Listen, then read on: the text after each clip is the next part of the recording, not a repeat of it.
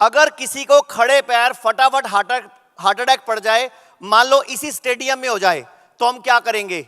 हम फोन करेंगे, एम्बुलेंस को फोन करेंगे, डॉक्टर को फोन करेंगे और भागेंगे। बाहर एम्बुलेंस खड़ी हुई है, आपको शायद पता होगा, लेकिन क्या गारंटी है एम्बुलेंस हमें हॉस्पिटल तक पहुंचा पाएगी? जब भी किसी को हार्ट अटैक पड़े तो हार्ट अटैक के लक्षण क्या है?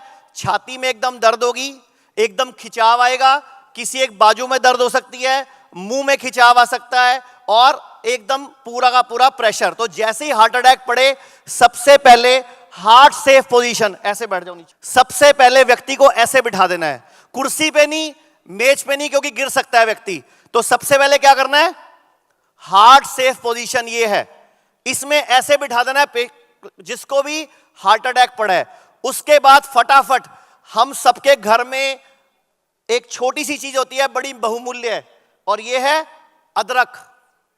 इमीडिएटली इतना बड़ा अदरक का टुकड़ा आपने उसको बोलना है कि आपने इसको चबाना शुरू कर देना है। इतना चबाना है, इतना चबाना है कि आंखों से पानी आ जाए।